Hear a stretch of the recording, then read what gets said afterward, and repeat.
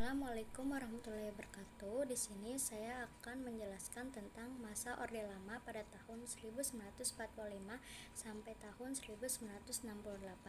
Orde Lama adalah masa pemerintahan Presiden Soekarno pada tahun 1945 sampai tahun 1968. Presiden Soekarno memerintah Konstitusi Undang-Undang Dasar Sementara Republik Indonesia pada tahun 1950. Dan pada masa itu pemerintahan Indonesia mengalami peralihan. Indonesia pernah menetapkan sistem pemerintahan sistem presidensial, parlementer, demokrasi liberal, dan sistem pemerintahan demokrasi terpimpin. Pada tanggal 17 Agustus 1950 sampai 5 Juli 1959, Presiden Soekarno memerintah menggunakan Konstitusi Undang-Undang Dasar Sementara Republik Indonesia 1950. Dewan Konstitusi diserahi tugas membuat Undang-Undang Dasar yang baru sesuai amanat Undang-Undang Dasar 1950. Namun sampai tahun 1959, badan ini belum juga membuat konstitusi baru. Akhirnya Soekarno mengeluarkan Dekret 5 Juli 1959 yang membubarkan konstituante.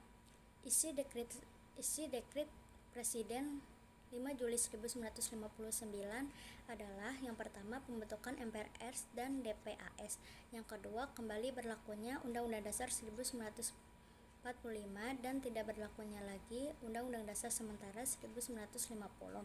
Yang ketiga pembubaran konstituante. Lalu setelah demokrasi liberal pada tahun 1959 sampai 1968, Indonesia lagi-lagi mengganti sistem pemerintahannya menjadi demokrasi terpimpin.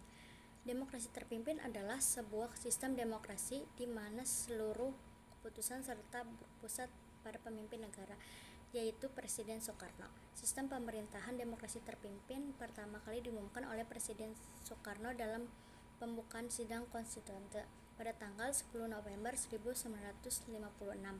Pada masa demokrasi terpimpin ini terjadi berbagai penyimpangan yang menimbulkan beberapa peristiwa besar di Indonesia.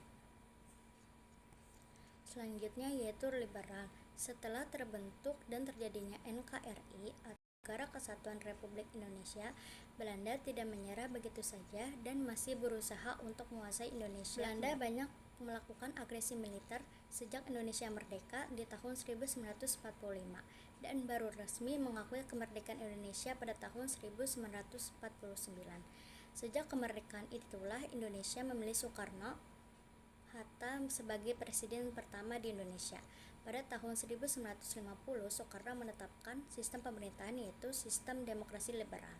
Pada sistem pemerintahan inilah tugas presiden hanya bertanggung jawab sebagai kepala negara, sementara untuk pemerintahan sendiri berada di tangan kabinet dengan Perdana Menteri sebagai kepala pemerintah.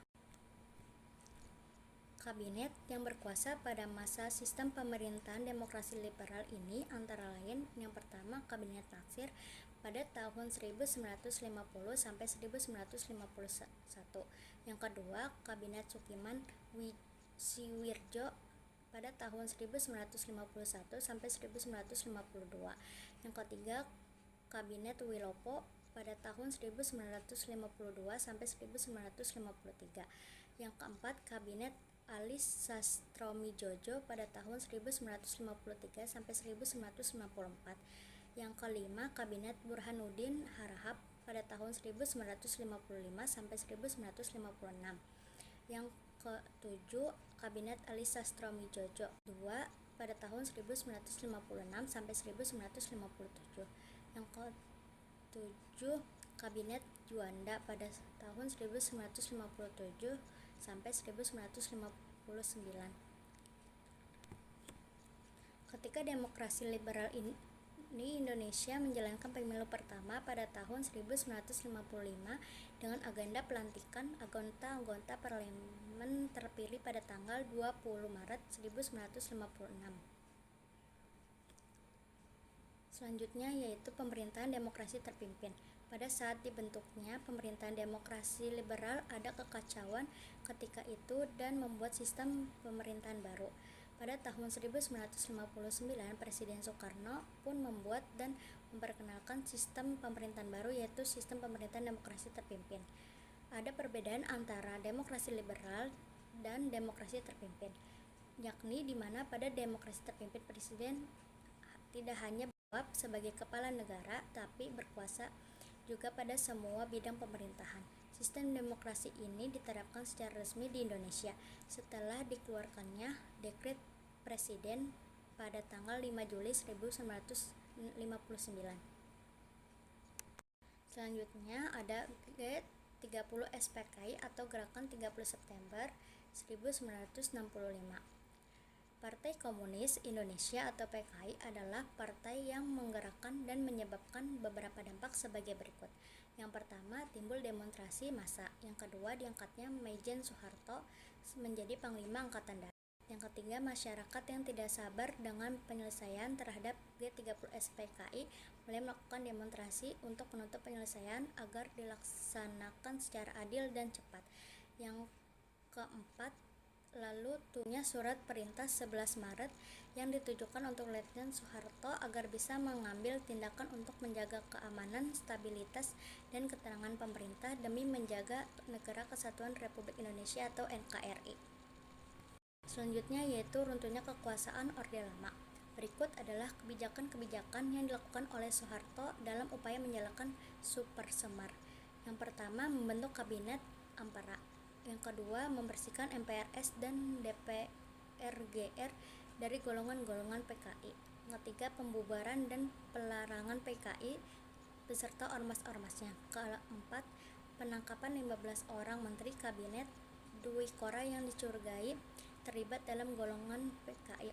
Yang kelima, kebijakan tersebut dianggap rakyat dalam memenuhi Tritura atau 3 tuntutan rakyat dan menjadi stabilitas negara. Yang keenam, pada pembentukan Kabinet Ampera, Soekarno ditempatkan sebagai pemimpin, namun untuk pelaksanaan kebijakan dipegang oleh Jenderal Soeharto selaku Presidium Kabinet. Yang ketujuh, dari hal inilah terjadi dualisme kepemimpinan yang tidak menguntungkan untuk negara, karena stabilitas negara pada saat itu belum normal sepenuhnya. Di masa itu, Soekarno masih memiliki pengaruh politik, namun perlahan kekuatannya tidak lagi kuat.